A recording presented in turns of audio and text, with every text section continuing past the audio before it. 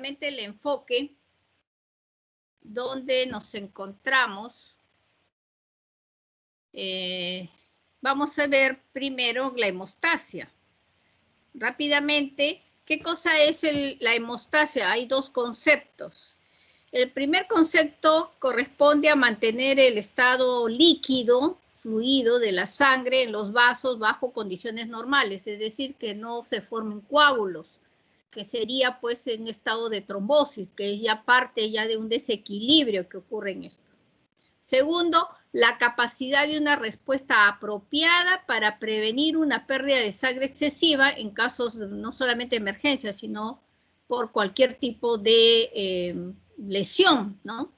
Entonces, el estado de la hemostasia es un equilibrio que se pierde cuando por alguna razón se lesiona el endotelio. El endotelio es una parte importante de la pared del vaso que está en relación, o sea, directa con la sangre. Si ese endotelio permanece intacto, no va a haber ninguna alteración, la sangre fluye fácilmente a través de los vasos sin problema.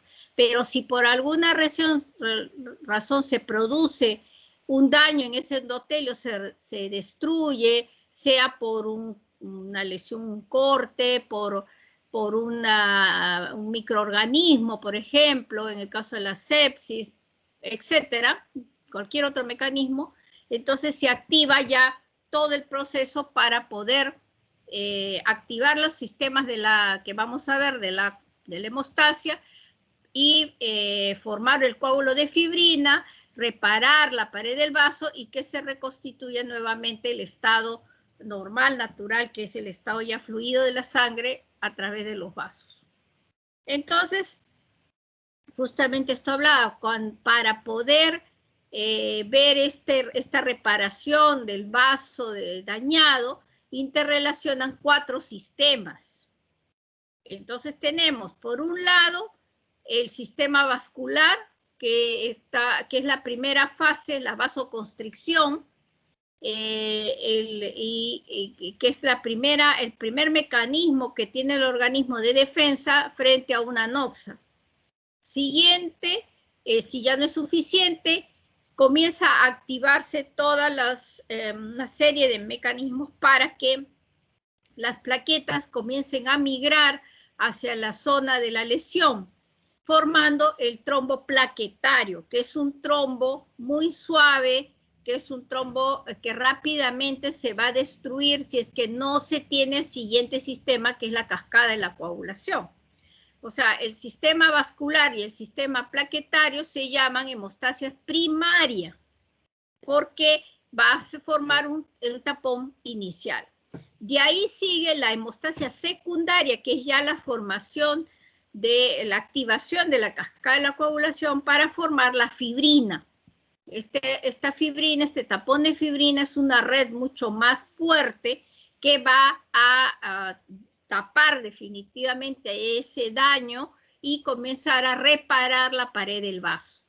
Y el siguiente sistema es el fibrinolítico, es decir, es un equilibrio cuando ya se forma ese trombo, ese coágulo o la fibrina y repara el vaso, entonces lo que hace el sistema fibrinolítico es destruir esa fibrina y es como un muro, se tarrajea, se puede decir todo, y queda intacto sin formación de trombos.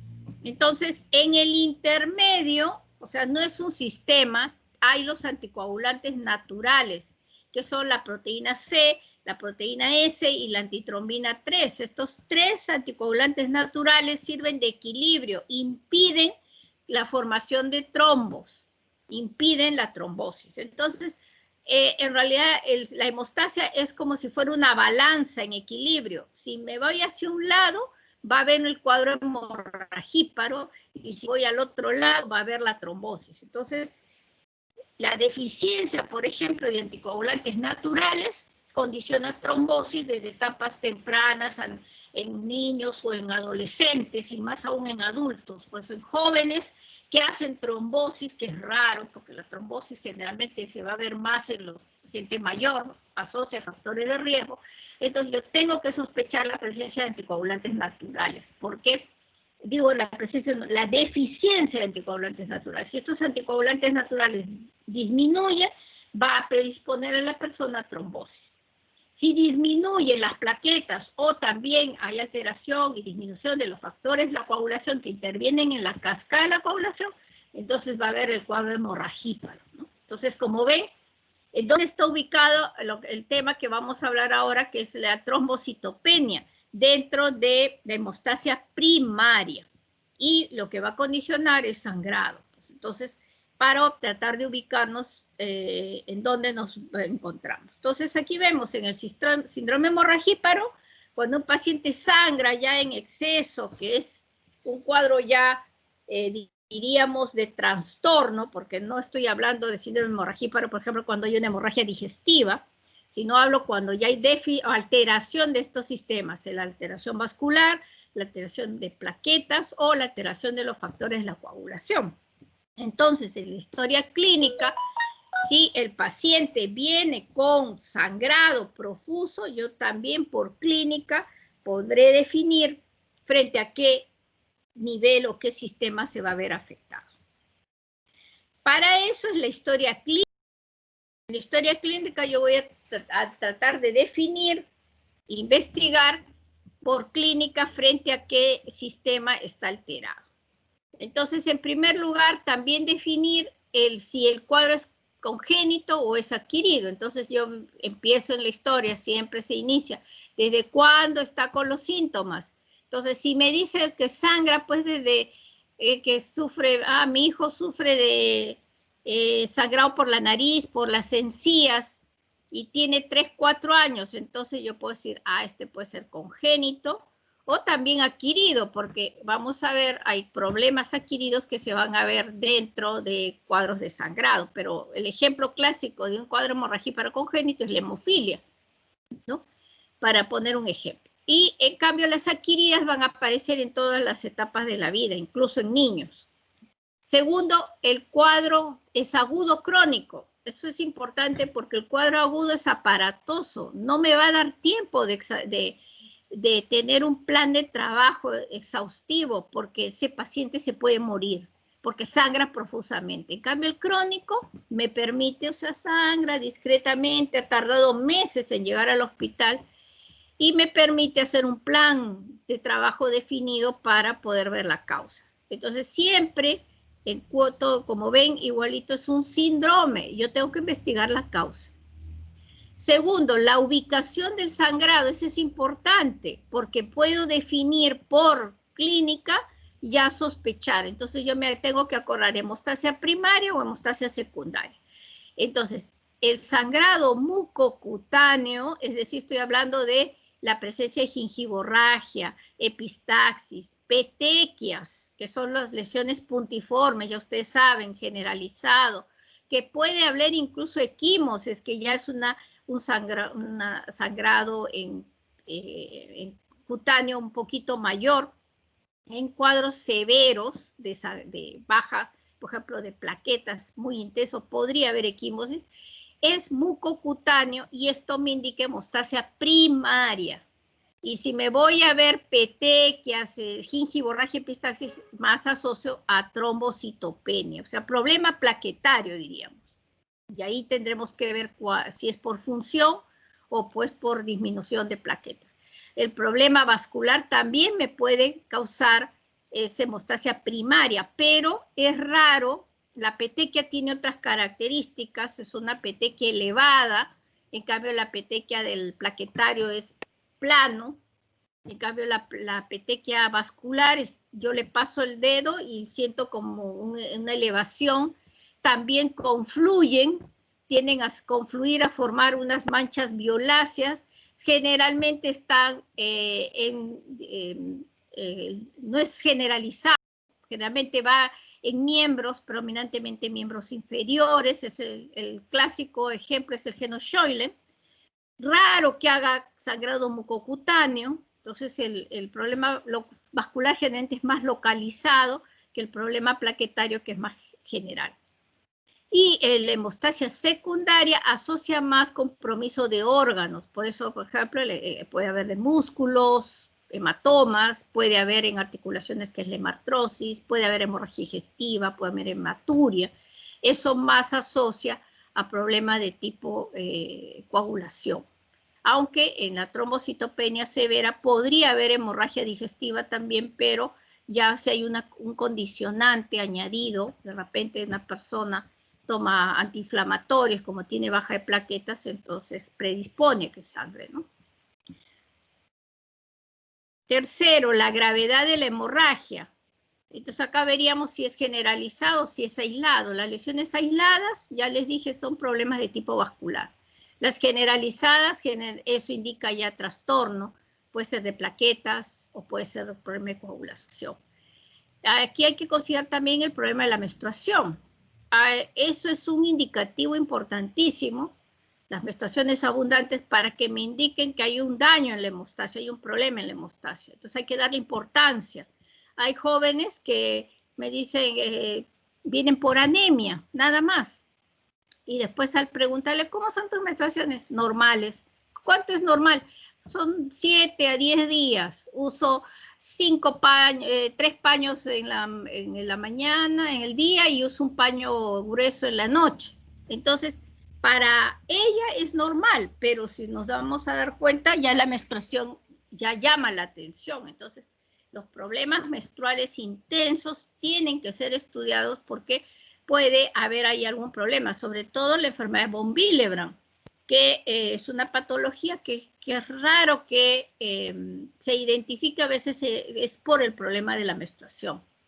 Y los problemas problemas plaquetarios se pueden en ese periodo acentuar las menstruaciones, ¿no? Entonces es un indicativo de que hay algo que yo tengo que investigar, y por eso es que siempre es importante trabajar con los ginecobstetras, sobre todo en la enfermedad de von Willebrand, porque de repente no llegan a hematología, sino se van al ginecólogo, pensando los padres, bueno, los llevan a las jóvenes por qué tienen ese problema, ¿no? Y el ginecólogo nunca le envía al hematólogo para que le hagan un estudio de coagulación. Entonces es importante trabajar con las otras especialidades que pueden, el pediatra, por ejemplo, los pediatras también son los que tienen que conocer estas patologías para que sospechen y nos puedan derivar a los pacientes.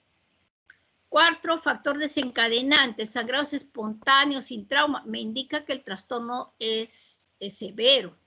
En el caso, por ejemplo, de la hemofilia, la hemartrosis es espontánea, o sea, por supuesto que el trauma le va a ocasionar más sangrado, pero hay sangrados que la hemartrosis solo por el movimiento de la articulación sangra. Y en los casos de trombocitopenias, sobre todo las severas, comienza a haber un sangrado espontáneo de la boca, de las encías, de la nariz, etc. Y el otro es sangra posteriormente a un trauma, inmediatamente o tardíamente. Entonces ahí me tengo que recordar el tapón primario y el de plaquetario y el tapón de la coagulación. Entonces, si aparece inmediatamente, quiere decir que no se formó el tapón plaquetario.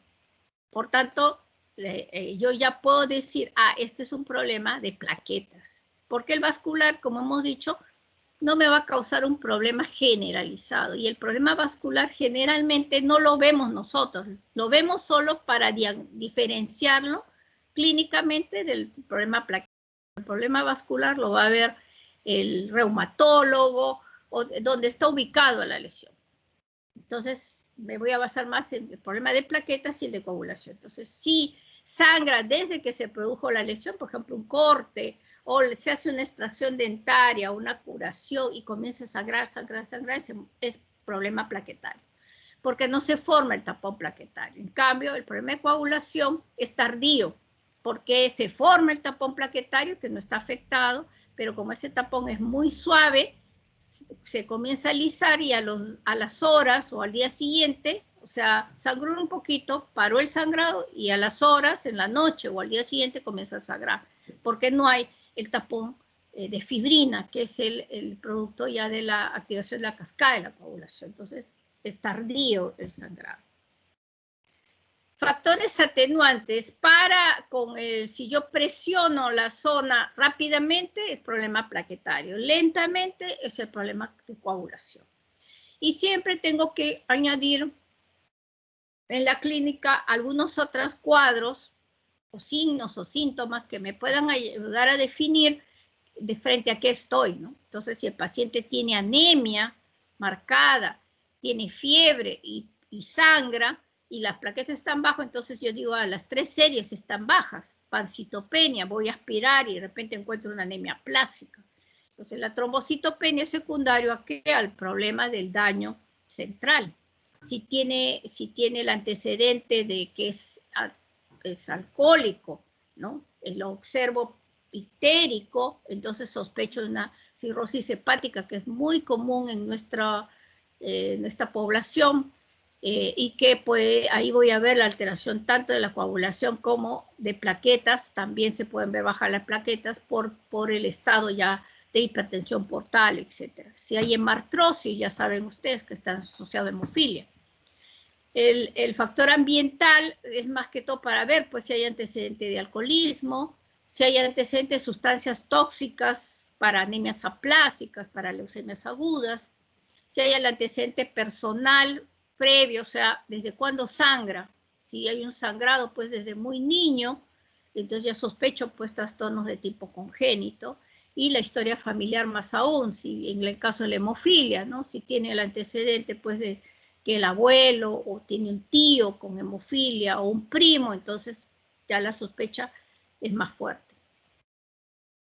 Y me voy, entonces yo cuando hago el diagnóstico diría síndrome hemorragíparo por probable causa plaquetaria, probable causa de coagulación, etc. ¿no? Entonces de ahí inmediatamente me voy a pruebas de laboratorio. Y las pruebas de hemostasia, este es un perfil, diríamos, corto, que tiene que hacerse en todos los niveles de atención, ¿no? O sea, incluso los centros de salud, diríamos, los de primer nivel, no tendrán tan completo, pero por lo menos pueden hacer un hemograma y de repente un tiempo de protrombina, que la protrombina es la que generalmente es la que más se altera, porque es la patología más común por las hepatopatías y cirrosis. El de nivel 2 y más aún el de nivel 3 deberían tener las pruebas de hemostasia completas. Olvídense de la prueba de coagulación, porque hay el tiempo de coagulación y sangría. El tiempo de coagulación ya hace más de 50 años que a nivel mundial ya no se usa. Esa prueba es una prueba muy grosera de la coagulación, se va a ver alterada, si es en forma grosera, me dice cómo está todo el sistema, desde el plaquetario hasta la formación de la fibrina. Pero es muy grosero, o sea, tendría que tener un daño ya muy severo, que incluso el paciente con coagulopatía, por ejemplo, un CID, y de repente la coagulación está alterada. En realidad no es una prueba rutinaria y es una prueba dejada de lado porque no sirve. Ahora hay que hacer la separación, entonces debo tener por lo menos un hemograma. Dependiendo del grado de complejidad del hospital, puedo tenerlo de 5 o 6 parámetros o el mayor donde me da más información.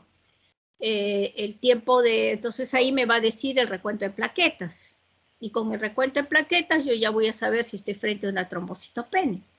El tiempo de sangría, que es una muy buena técnica para hemostasia primaria junto con la retracción de coágulo. Son dos pruebas que me ayudan a ver la hemostasia primaria. Sin embargo, el tiempo de sangría, si ustedes recuerdan, es el método de Duke, que es a través del lóbulo de la oreja, que lo pinchan y cada 30 segundos voy con un filtro secando la sangre hasta que pare, ya con el cronómetro. O el método de IBI, que es en el antebrazo, es un poco más complejo y más seguro, que coloco un cronómetro, un tensiómetro y mido la presión arterial máxima a la mínima y lo dejo en una presión media, comprimiendo, y de ahí le hago unos agujeros en el antebrazo, igualito con el cronómetro voy viendo hasta qué momento para el sangrado. Entonces, ambas técnicas son buenas, pero requiere del técnico, de quien hace la prueba y si lo hace con seriedad. Y lamentablemente nuestra población, yo sinceramente no confío, ya he visto tantas cosas, y inventan las pruebas estos técnicos porque no lo hacen, no lo quieren hacer por flojera realmente, porque demora un tiempo, por lo menos tengo que estar 5, 10 minutos ahí con el paciente para poder ver. El tiempo de sangría es hasta 9 minutos y el tiempo de IBI y el tiempo de DIU es hasta 4 minutos. Entonces, si pasado esto sigue sangrando, ya digo, uy, este es problema probablemente plaquetario. Y la retracción de coágulo es también una prueba sencilla, donde coloco sangre total en un tubo y lo llevo al baño María a 37 grados por 1 hora. Si toda la hemostasia primaria, o sea, el vaso con las plaquetas están bien, se va a retraer, formar un coágulo y liberar la sustancia amarilla que es el suero. Entonces digo retracción completa, y está la hemostasia primaria, está bien. Pero si no se retrae, es decir, si igualito está la sangre sin coagularse, diríamos, o se coaguló muy lento, muy poquito, es retracción incompleta o arretráctil. Me está indicando que hay un problema en la hemostasia primaria. Y si veo que si las plaquetas están bajas, eso puede ser la indicación, pero puedo tener plaquetas normales. Y ahí me ayuda a definir otras patologías, por lo menos hacer el screening, como la enfermedad de von Willebrand, porque vamos a ver, la enfermedad de von Willebrand interviene en la función de la plaqueta. Entonces, esas son dos pruebas que a mí me ayudan a sospechar de enfermedad de von Willebrand, pero que amerita la importancia del técnico y tecnólogo. Por eso es que hay una gran responsabilidad de los profesionales y lamentablemente ellos no comprenden la importancia y el valor de las pruebas para que nosotros definamos diagnóstico. De ahí me sigo ya las pruebas que me indican las vías. El tiempo parcial de tromboplastina activado me mide la vía intrínseca, el tiempo de protrombina, la vía extrínseca, el tiempo de trombina es la vía común y el fibrinógeno. Entonces, a través de qué vía está alterada, voy a poder definir cuál es el factor o cuáles son los factores probables. Por ejemplo, en la hemofilia, como se afecta tanto el 8 como el 9, estos dos factores están dentro de la vía intrínseca, que es el tiempo parcial de tromboplastina activado, el que se vería alterado.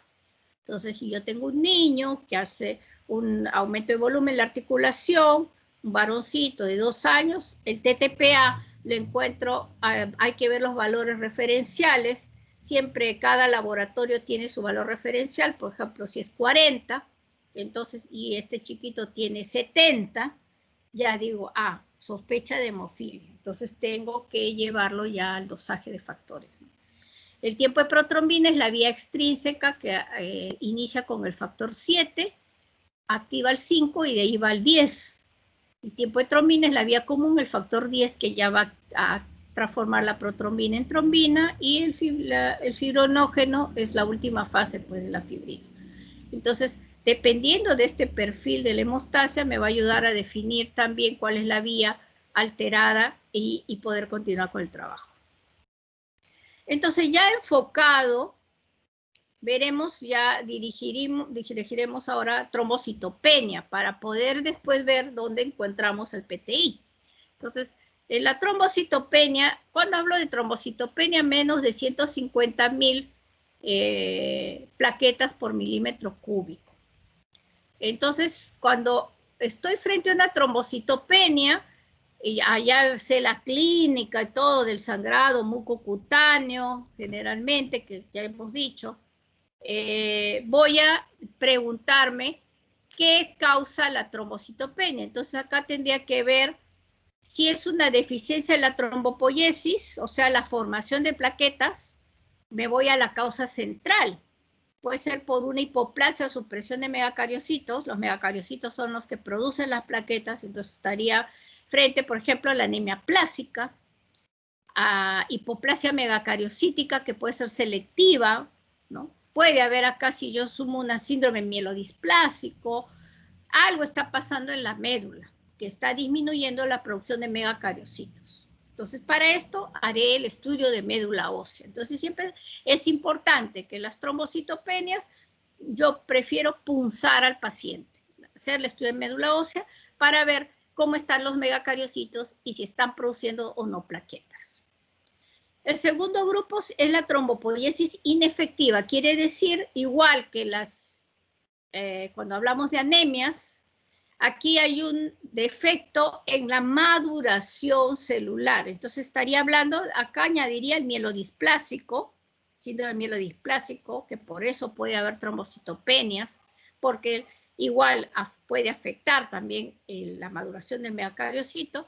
La deficiencia B12 y ácido fólico, por eso ustedes cuando vemos que hay deficiencia, puede haber una trombocitopenia también leve, a moderada, digamos, pero nunca la trombocitopenia severa. Y revierte rápidamente con el tratamiento. La hemoglobinuria paroxística nocturna u otras en donde hay trastorno en la maduración celular. El tercer grupo son los desórdenes del mecanismo de control, o sea, ya se ha aislado, pues igual que hay la eritropoyetina, hay la trombopoyetina. Entonces acá hay una deficiencia de trombopoyetina que impide pues la producción plaquetaria. Entonces estas son causas centrales de la médula.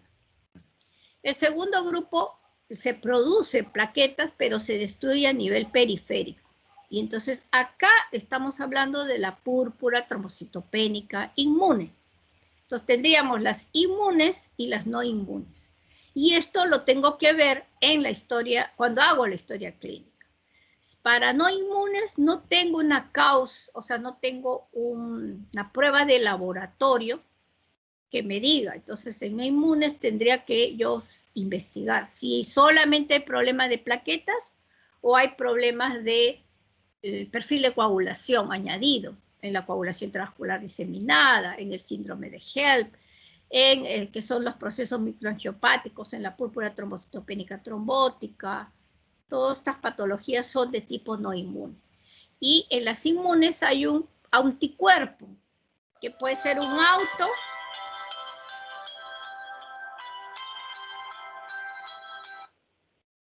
Julia, te llamo más tarde porque estoy en clase. Puede ser por autoanticuerpos, es decir, que produce anticuerpos que no debería el organismo por un desequilibrio inmunológico, o isoanticuerpos, es decir, entra al organismo un anticuerpo producto de un antígeno, o sea, igualito que el RH negativo, o sea, produje entra un antígeno que yo no tengo y produzco un anticuerpo, ¿no? Frente a ese antígeno que no me pertenece, no lo tengo. En cambio, el autoanticuerpo se produce anticuerpo que no debería producir. Y el tercero es la distribución anormal de plaquetas, o sea, se produce bien, pero se están yendo en algún sitio, se quedan. Como en el hiperesplenismo, o sea, los desórdenes del vaso, cuando el vaso está crecido y aumenta su función, atrapa plaquetas. En la anestesia hipotérmica, o sea, cuando hay baja de las temperaturas, cuando tengo circulación extracorpórea, cuando tengo los filtros de hemodiálisis, se van quedando en algún sitio, en el filtro, en la máquina de circulación extracorpórea, en las zonas periféricas, si la temperatura, y eso va a revertir ya conforme vaya recuperándose la persona.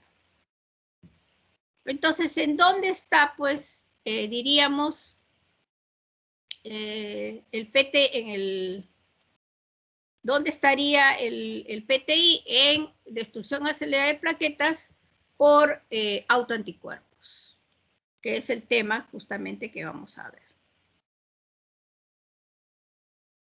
Entonces,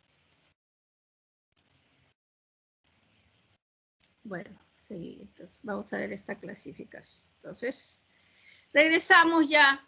La trombocitopenia causada por destrucción inmune. Para recordar, tenemos por autoanticuerpos, y acá tenemos la púrpura trombocitopénica idiopática, que es la que vamos a hablar, pero para decir idiopática yo tengo que investigar enfermedad secundaria, o sea, la PTI es una causa primaria, Y no hay una, diríamos, una prueba que me diga, esto es primario. No, es por descarte. Al investigar las causas secundarias y no encuentro, por ejemplo, el lupus, enfermedades infecciosas como la brucela, la fiebre tifoidea, el VIH, las hepatitis, las enfermedades virales tipo TORCH, neoplasias linfoproliferativas, estamos hablando pues de linfomas, endocrinas, el hipotiroidismo, la diabetes. O sea, si encuentro una causa, por ejemplo, diabético con trombocitopenia, ya puede ser causa secundaria por la diabetes o por la enfermedad que he encontrado, pero a veces no encuentro la causa. O puede ser por drogas, recibe algún medicamento y caen las plaquetas, por ejemplo, recibe heparina y cae, o recibe cualquier otro, incluso antiinflamatorios o cualquier otro medicamento, entonces hay una correlación. Si no hay una causa secundaria, digo que la causa es primaria, es decir, estoy frente a la púrpura trombocitopénica idiopática. Por eso anticuerpos, lo que comentábamos, entra a un antígeno, o sea, ustedes saben, en las plaquetas tenemos 3 receptores, 3 antígenos, y es como los grupos sanguíneos también, que tienen sus antígenos, y por ejemplo, el grupo O no tiene el antígeno A ni el B, entonces va a hacer reacción cuando entren esos glóbulos rojos que tengan esos antígenos. Igual, aquí entra al organismo el antígeno y como no lo tiene la persona, hace anticuerpos. El caso, por ejemplo, de la trombocitopenia congénita inmune, la neonatal que llamamos. En realidad no es congénita porque no es heredado, sino se habla porque nace el niño o a las horas hace trombocitopenia. Y es por la misma razón y la fisiopatología del RH. O sea, el bebé hereda antígenos del padre en sus plaquetas. Como atraviesa la barrera placentaria, esas plaquetitas con antígenos que no tiene la madre, entran al torrente sanguíneo de la mamá. Y la mamá forma anticuerpos. Entra nuevamente al bebé y encuentra el antígeno, hace reacción antígeno-anticuerpo y comienza a haber destrucción de las plaquetas. Entonces, el bebé, el neonato, nace con problema plaquetario. Entonces, si las plaquetas están bajas, yo lo primero que pienso es la trombocitopenia neonatal inmune. ¿Qué pasará a los días, o sea, cuando esas plaquetas que se han aloinmunizado se destruyan, que es más o menos 7 días? O sea, tengo que esperar esos tiempos que se vaya destruyendo esas plaquetitas que se han adherido con el anticuerpo y va a ir desapareciendo el proceso. Y la posttransfusional igual atraviesa, o sea, cuando la persona recibe sangre total o recibe principalmente plaquetas. Y es una causa pues también de la refractariedad a plaquetas. Cuando la persona ya recibe plaquetas por mucho tiempo, al final se vuelven refractarias porque se van destruyendo. Precisamente, y en el caso de las plaquetas no hacemos compatibilidad plaquetaria, más aún por eso. Y la tercera es por complejos inmunes, o sea, el complemento. Y un ejemplo es en el VIH, pero el VIH también tiene tiene factores que condicionan trombocitopenia. Puede ser por anticuerpos, por complejos inmunes, por infiltración a la médula, por fagocitosis. O sea, hay muchos factores que se conjugan en el VIH para causar trombocitopenia. Entonces, ya viendo esto, seguimos en el enfoque púrpura trombocitopénica, ya vamos a ver la idiopática, que es el motivo de la sesión. Es una enfermedad autoinmune adquirida de curso variable en las que hay una destrucción acelerada de plaquetas y una producción inadecuada de las mismas. Entonces aquí, ya descartando todo, los cuadros secundarios, voy a suponer que no tiene causa por el momento, porque estos pacientes tienen que continuar sus evaluaciones en el transcurso de los años, porque debutan así, pero de repente al año siguiente o a los 2, 3 años hacen la enfermedad.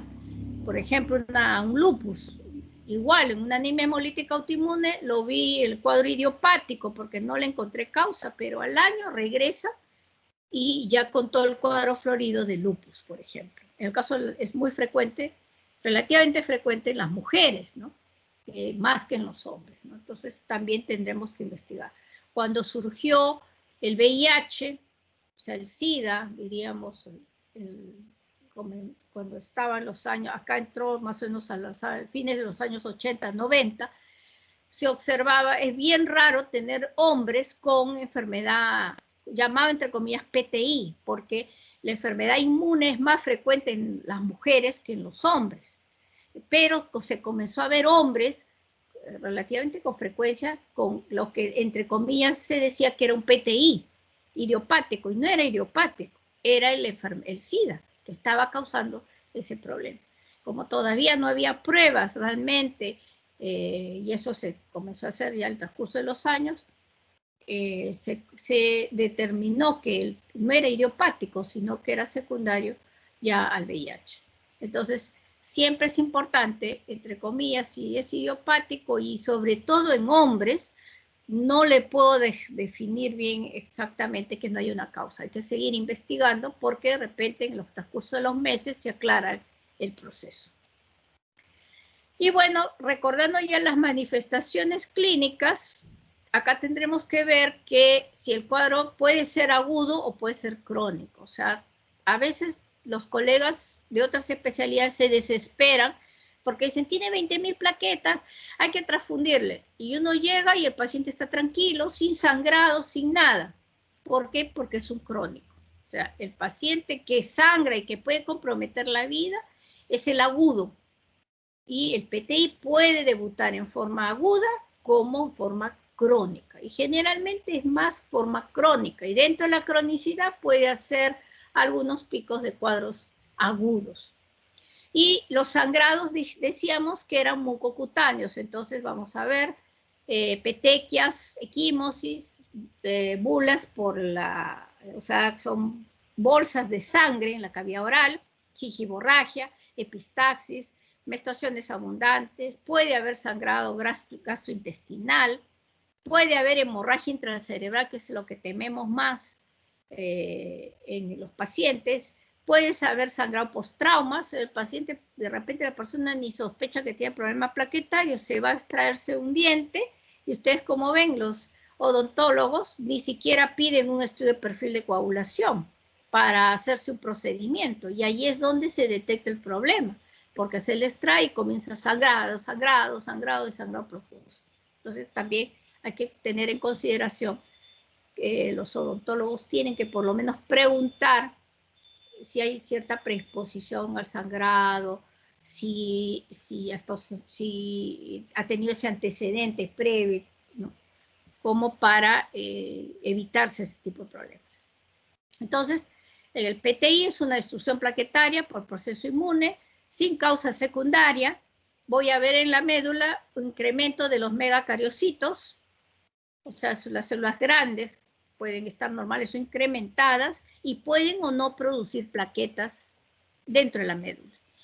Generalmente se va a ver producción plaquetaria, pero si el daño en el PTI también es central, puede afectar directamente al megacariocito, entonces no produce plaquetas.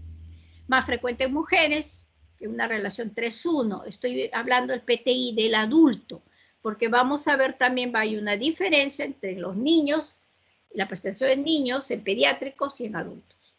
Y acá tenemos, ¿qué cosa es el problema? Pues ese anticuerpo, que es una inmunoglobulina G, que se forma en el organismo y va a afectar primero directamente hacia el megacariocito, haciendo que le dice no produzcas plaquetas, y es una causa de trombocitopenia. Segundo, se producen las plaquetas, pero se une ese anticuerpo, forma ese complejo que se denomina sensibiliza las plaquetas, y estas cuando pasan por el vaso no los identifica como propios y los destruye, causando trombocitopenia, pero esa destrucción periférica hace pues que hay una hiperplasia megacariocítica compensatoria. Y por último, hay un daño propiamente en la función de la plaqueta. Plaquetas que se producen, que son pocas, también no funcionan adecuadamente y es otra de las causas de la trombocitopenia. Pero acá teníamos que hablar si se presenta en los niños o se presenta en el adulto. Y vamos a ver que en los niños, y este concepto como que se presenta, pero puede, diríamos, como que ya está pasando un poquito de este concepto, ¿no? Del PTI agudo que se va a ver en niños y el PTI crónico que va a ser más en adultos. Por supuesto que los niños podían pasar a ser crónicos y los adultos debutar como agudos, pero generalmente en el adulto es crónico y en cambio en el niño es aparatoso. Entonces hablamos en los niños, hablo de niño, pero es niño y niña, sino que por la lengua castellana, esa tontería de niños y niñas, que le ponen ambos términos, en realidad a mí no me gusta decir, pues cuando hablo de niños, estoy hablando de los pediátricos, de ambos sexos. Entonces, la incidencia en estos chiquitos es de 2 a 6 años. El sexo no hay una relación, es igual tanto en hombres como en mujeres.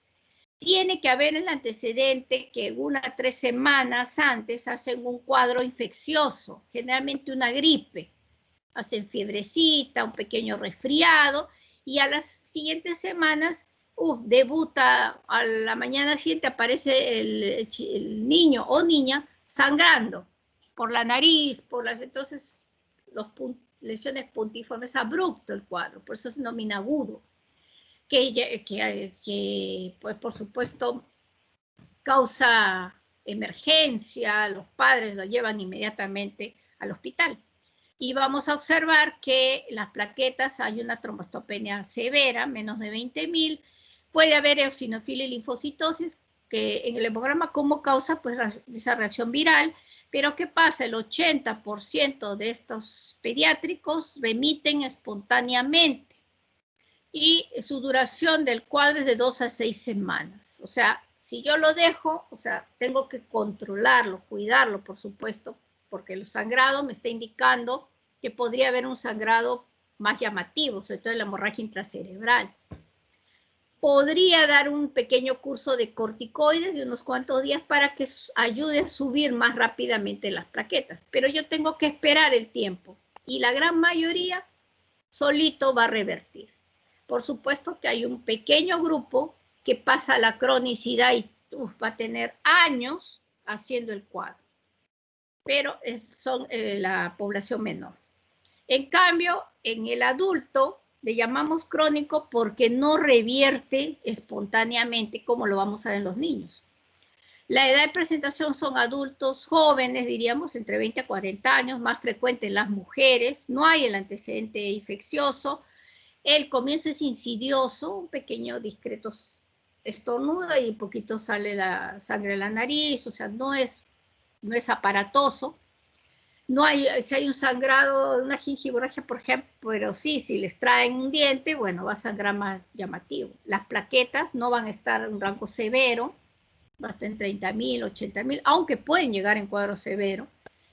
No hay eosinofilia ni linfocitosis, pero la duración es meses o años. O sea, tengo que dar tratamiento a estos adultos porque no va a revertir solo. A diferencia de los niños, si yo tengo un pequeño que tiene 80.000 plaquetas, yo no le doy ningún tipo de tratamiento. 50.000, no le doy tratamiento. Eso sí, cuando tiene trombocitopenia severa, sí. ¿Por qué? Porque a los niños no les puedo decir, o sea, lo ideal es ya se va a quedar en su casa, que no haga nada. Las niñas quizás se ponen a jugar con sus muñecas, leen un cuento, pero a los niños no les voy a decir, pues ya los veo subiéndose en la cama, tirándose desde la cama, etc. Entonces, eso puede causar complicaciones que los golpes podrían causarles sangrado. Por eso es que les damos tratamiento para tratar de elevar más rápidamente ese rango de plaquetas. Y acá recordando ya, el tiempo de sangría va a estar prolongado, la retracción de coágulo incompleta o no retráctil, el tamaño de las plaquetas, va a haber macroplaquetas, que indican son plaquetas inmaduras, que han salido porque se requiere a nivel periférico, las plaquetas disminuidas, megacariocitos van a estar normales o aumentados, y si se puede hacer el test de anticuerpos antiplaquetarios, que saldría positivo, es sensible, pero, digo, específico, pero poco sensible. O sea, nosotros, por ejemplo, no usamos la prueba de anticuerpos antiplaquetarios, nos basamos más en todos los componentes de la clínica y el laboratorio que hemos visto ahorita, porque puede salir negativo, y generalmente sale negativo, y yo no descarto que se trate un PTI.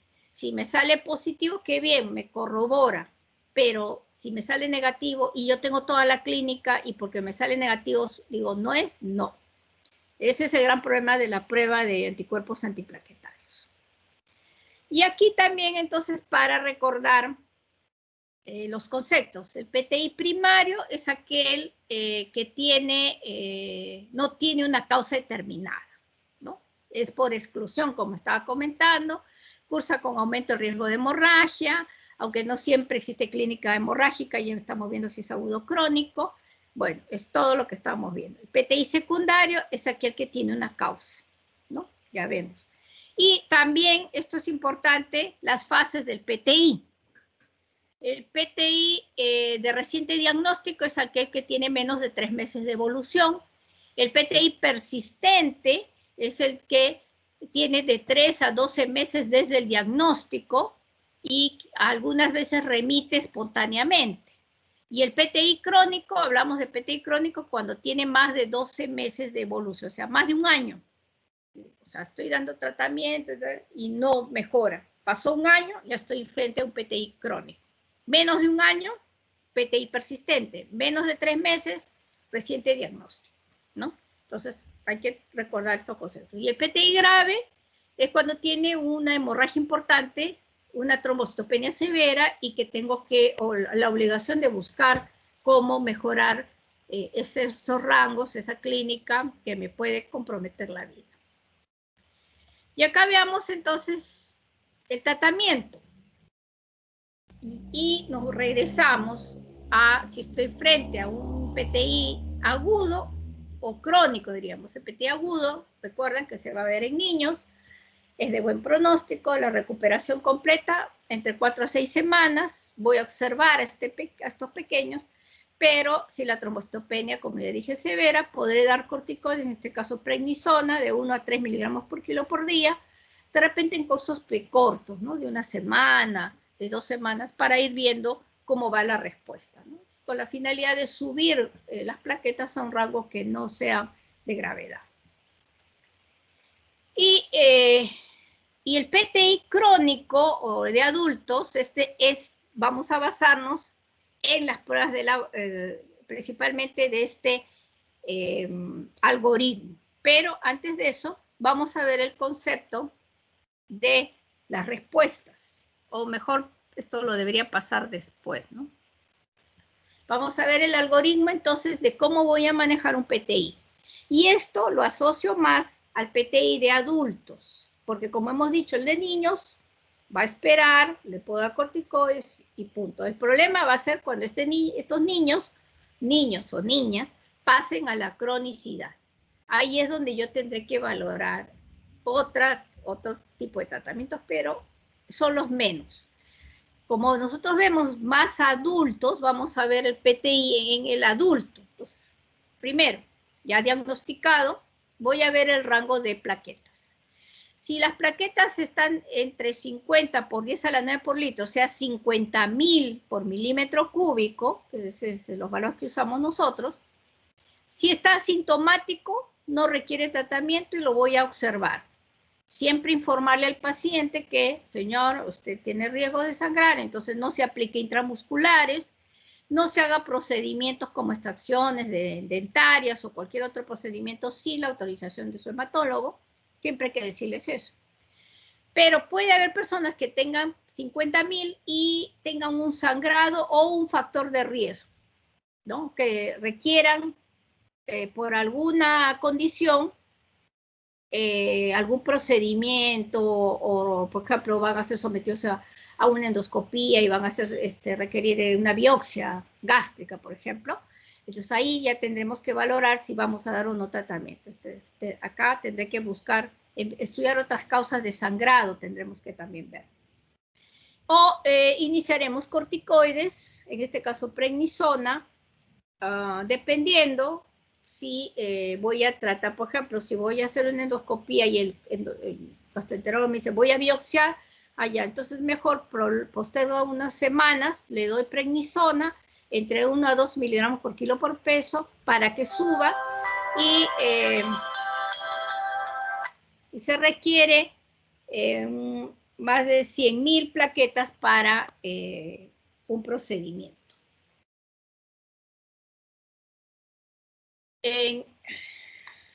No sé qué es esto.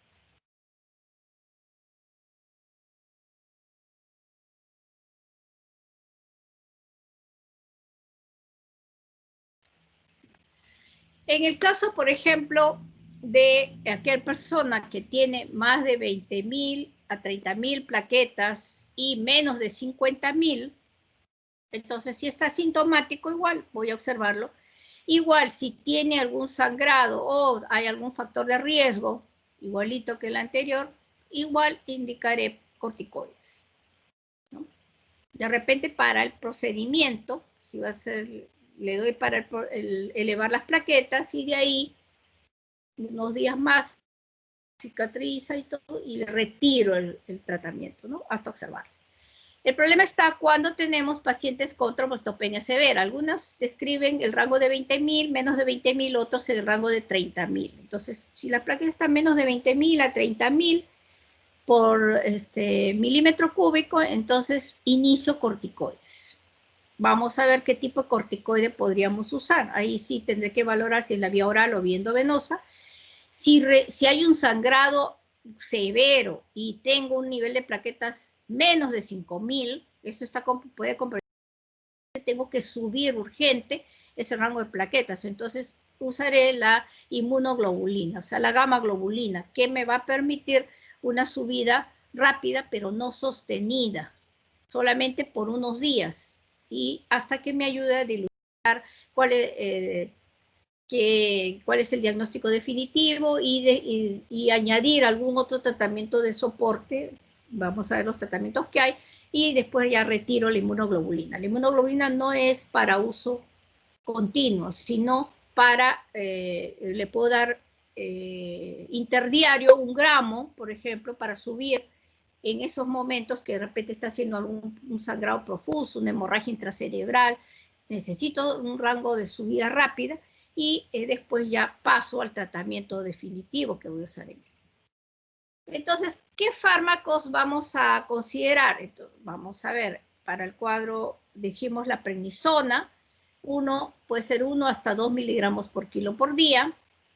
Es el glucocorticoide más usado, es la primera línea de tratamiento, respuestas en torno al 40-70% a los 5 a 10 días, y de ellas un 30% se mantiene, las dosis más altas no logran mejores resultados. O sea, si ya le di 2 miligramos por kilo y no me sube, ya tengo que retirar prednisona, o por lo menos añadir algún otro tratamiento.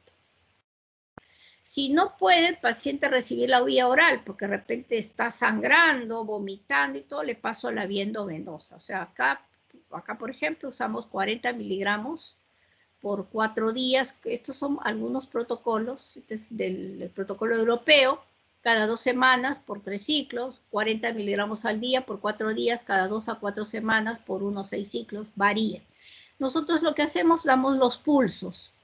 Los pulsos de dexametasona, 40 miligramos, lo colocamos en cloruro de sodio, en 100 centímetros, 100 cc, y se le pasa entre 2 a 4 horas. Diario, puede ser 4 a 5 días. En lugar de la dexa, no está en este protocolo, pero podemos usar metilprednisolona, que es más inmunosupresor que la dexa. Le podemos dar 1 gramo, también en 100 cc de cloruro de sodio, idéntico, le damos más o menos 5 días, podemos aumentar hasta 7 días y de ahí valorar cómo va a ser la respuesta. Pasamos a la vía oral de prednisona y valoraremos después la evolución del paciente. Y como hemos visto, la inmunoglobulina endovenosa hay protocolos que dan 1 gramo por kilo por día, por 2 días, o 0.4 gramos por kilo por día por 5 días, ¿no? Entonces, aquí también es para, ya le dijimos, respuestas transitorias, y en general tiene que ir asociado ya a otro medicamento, en este caso puede ser el corticoide, ¿no? Para terapia inmunosupresora o inmune, el corticoide es la primera elección siempre. Ahora vamos a ver si el concepto que nos faltaba acá. Entonces doy el tratamiento, que la primera línea es el corticoide, y voy a ver respuesta completa. Hablamos respuesta completa cuando el recuento plaquetario es más de 100.000 por milímetro cúbico y ya no sangra, ¿no? El recuento plaquetario mayor de 30.000, incremento de más de 2 veces la cifra basal y ausencia de hemorragia, también se podría considerar como una respuesta, pero diríamos parcial, porque es menos del rango que hablamos de respuesta completa. No respuesta cuando las plaquetas están menos de 30.000 o incremento inferior a 2 veces la cifra basal o presencia de síntomas hemorrágicos, o sea, no respondió. El corticoide y sí, y el periodo que consideré y nada. Pérdida de respuesta cuando las plaquetas están menos de 100.000 o hay una hemorragia, hubo una respuesta completa previa, pero vuelve a recaer. Por ejemplo, si el año pasado respondió, pero ahora regresa por el mismo problema. Corticodependencia, o sea, requiere de dosis repetidas o mantenidas de glucocorticoides para mantener un recuento plaquetario mayor o igual a 30.000 y o evitar la hemorragia. Ya esto nosotros decidimos y todos los protocolos establecen que no se debe usar corticoides, en este caso prednisona, por mucho tiempo. Vamos a ver, la indicación es de 4 hasta 6 semanas y de ahí voy a valorar estas respuestas. Nosotros recibimos pacientes de las provincias que tienen 5 años con PTI, por ejemplo, recibiendo corticoides, o sea, ellos mismos que sangran un poquito, se comienzan a tomar prednisona. Llegan con todo el Cushing y todas las manifestaciones secundarias ya del uso del corticoide, entonces eso ya no está establecido. Vamos a ver que incluso los protocolos describen que podríamos usar corticoides hasta 6 meses, no más. Definitivamente ahí hay que cambiar terapéuticas. Y el PTI refractario no alcanza respuesta o pérdida de respuesta tras esplenectomía.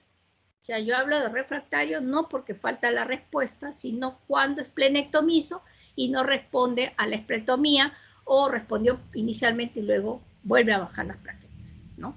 Entonces, eso se denomina PTI refractario. Entonces, para recordar qué es lo que vamos a continuar el tratamiento. Entonces, la terapia de elección de inicio, vamos a ver ese corticoide, puede ser vía oral o vía endovenosa, y podré usar la inmunoglobulina, pero en los casos de trombocitopenias severas que pueden comprometer la vida del paciente.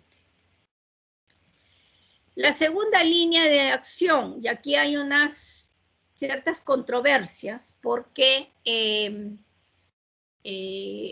hasta antes de otros agentes que vamos a describir a continuación, la segunda línea de acción era la esplenectomía. Entonces, el paciente cumplía sus 6 semanas y no respondía, o sea, tenía una trombocitopenia severa, podía añadir, algunos consideraban 6 meses de terapia y si no respondían, pasaba a la esplenectomía. O aquel que el año pasado, por ejemplo, respondió y ahora recae, ya es recaída, pasa a la esplenectomía. Entonces, este tratamiento de segunda línea más eficaz para el PTI. El 60% de los pacientes responden y mantienen la respuesta a los 5 años sin que se hayan definido factores predictivos de respuesta. O sea, acá es importante, hay una buena población que responde, pero yo no puedo saber si esa persona que no puedo definir, tú respondes y tú no, o cómo será la evolución. Tengo pacientes que ya desaparecieron porque ya llevan como más de 10 años esplenectomizados y ya, entre comillas, curaron. La esplenectomía sí define que la respuesta es más sostenida que los otros tratamientos que vamos a ver. Lo que pasa es que se ha abierto dos brazos. A veces hay personas que no quieren operarse o consideran, no, la esplenectomía, ahora con la laparoscopía, la esplenectomía se ha vuelto mucho más sencilla. Los colegas tienen más experiencia. El paciente está unos 2-3 días y se va. Ya no es a cielo abierto como era antes, ¿no? Entonces, esas son las ventajas. Otras alternativas que, bueno, en realidad está dentro del protocolo europeo, pero nosotros no lo usamos, es irradiación y embolización esplénica. Nosotros eso sí, nunca lo hemos hecho, pero sí también puede ser considerado. Es lo mismo, es sin operar van a destruir, diríamos, el vaso para que no funcione. Agentes trombopoyéticos, y estos son los últimos que han salido para pacientes con PTI refractario a la esplenectomía o para aquellos que está contraindicada la cirugía por ser un alto riesgo quirúrgico, ¿no? Muy anciano, cardiópata, etc. Y tenemos acá el Romiplostim y el Trombopac. Estos dos medicamentos sí han entrado ya al mercado peruano, ya se está usando, creo que Salud ya lo tiene, nosotros lamentablemente todavía no lo tenemos en petitorio nacional, entonces estamos tratando de ingresarlo. La diferencia es el Trombopac es vía oral y eso es una ventaja. Se da inicialmente 50 miligramos al día, que sería una tableta, y se puede subir hasta 75 miligramos al día con el fin de alcanzar un recuento plaquetario más de 50.000. Y el Romiplostim es vía subcutánea, una vez por semana. Se inicia con una dosis de 1 microgramo por kilo y se aumenta a 1 microgramo por kilo semanal. Y esto depende del nivel de plaquetas, ¿no? Entonces, los agentes trombopoyéticos, todos están dando buenos resultados, sobre todo para estos PTIs crónicos, no solamente los refractarios, por si post-esplenectomía, sino aquellos crónicos que no están respondiendo a otra cosa, se está usando ya estos productos. Entonces, acá tenemos los grupos, estos ya son, diríamos, si consideramos la esplenectomía segunda línea, serían, diríamos, tercera línea. Pero también, si no consideramos la esplenectomía como segunda línea, todos estos podrían ser segunda línea. Entonces, tenemos, ya casi vamos a hacer la diferenciación. Por un lado, los supresores de la producción de anticuerpos. Estamos hablando de quimioterápicos. Tenemos la satioprina, que es vía oral, la ciclofosfamida, que es vía endovenosa, la pongo una vez al mes, la ciclosporina, que también se puede dar diario, el micofenolato de mofetilo, también todos son inmunosupresores. Van a intentar reducir la cantidad de anticuerpos que se produce. El segundo grupo tenemos los anticuerpos monoclonales y ahí viene la importancia de estos tres. Nosotros usamos el rituximab. El rituximab, ustedes saben, es un anti-CD20 que se usa mucho y está dentro del protocolo de linfomas, no Hodgkins, CD20, pero se ha determinado, se ha observado que es un potente inmunosupresor. Entonces se está usando en PTI, en anemias hemolíticas autoinmunes, se está usando en muchísimas patologías, estamos usando en pacientes hemofílicos con inhibidores, también protocolos con rituximab. Pero, ¿qué pasa con el rituximab? Nosotros lo damos una vez por semana, 4 dosis, más o menos 600 miligramos, puede ser hasta 1 gramo, por 4 semanas, o sea, un mes, y luego observamos. Y lo que hemos observado nosotros es que con el transcurso del tiempo, a los 6 meses, quizás al año, recaen de nuevo las personas, o sea, cuando de repente pierde el efecto. Se ha añadido el alemtuzumab y el daclizumab, que estos no los tenemos, al menos Minsa no lo tiene. Y el otro grupo de estimuladores de la producción plaquetaria, tenemos el Romiplostim, ¿no? Que son lo que hemos hablado de los estimulantes de la trombopoyetina. Y aquí tenemos entonces ya refractarios totalmente, aquellos pacientes no nos están respondiendo, entonces nosotros hemos colocado que podemos usar el rituximab. Incluso algunos protocolos europeos ya está, no responde al corticoide, abro 2 brazos, o me voy a la esplenectomía o me voy al rituximab. El problema de que estamos teniendo en este momento el rituximab, por ejemplo, el salud no lo puede usar porque no está dentro de sus protocolos de manejo, está solo el ritu para linfomas. Nosotros hemos podido usarlo hasta que el Seguro Integral de Salud también nos ha puesto el alto, solo para linfomas. Entonces nos exigen que para que nos den el medicamento, tener el diagnóstico del paciente con la biopsia, etcétera, del diagnóstico. Entonces, últimamente nos han estado bloqueando, desde el año pasado nos han bloqueado el rituximab para estos tratamientos inmunológicos que antes podíamos usar. Entonces aquí, bueno, voy a tener que agrandar este cuadrito. El rituximab es un anticuerpo monoclonal dirigido contra el receptor CD20 de los linfocitos B, que son los que producen los anticuerpos. Y aquí están las dosis, se da en infusión 375 miligramos por metro cuadrado por semana durante 4 semanas. Y ese es el esquema que usamos nosotros. Otros quimioterápicos, o sea, no necesariamente si no tengo rituximab, que hemos usado por muchos años, la ciclofosfamida, la azatioprina, que la podemos dar vía oral, la vincristina, que también se da semanal. Otros agentes inmunosupresores, ya hemos visto, de estos usamos el micofenonato, si lo tenemos nosotros y dispuesto. Algunas veces se puede usar ciclosporina también. Y el trasplante de progenitores hematopoyéticos en realidad en el Perú no se considera para el tratamiento de PTI, ¿no?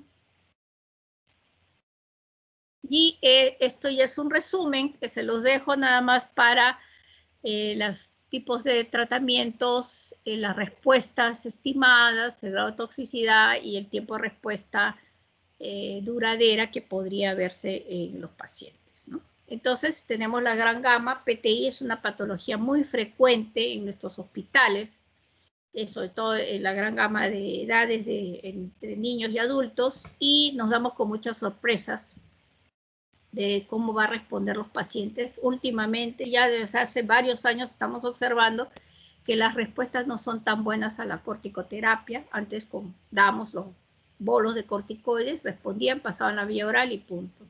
Estos años estamos observando que no, que primero que están veniendo con trombocitopenias severas, o menos de 10.000 plaquetas, los adultos están viniendo sangrando.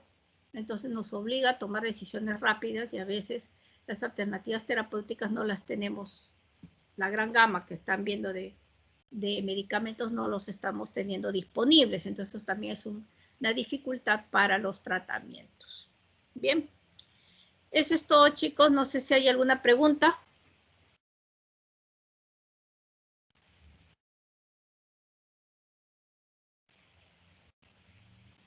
¿Les ha quedado claro? Por supuesto que no se les va a tomar en el examen las dosis, ¿no? Eso ya sería un absurdo, pero por lo menos la clínica, cómo hago el diagnóstico, la respuesta a los tratamientos, ¿no? Pero dosificación solamente se le está dando para complementar la clase, ¿no? Bueno, ¿alguna pregunta? No, doctora, parece que todo ha sido bien claro, doctora, muchas gracias. Ya, entonces, Natalie, con esto culminamos las clases.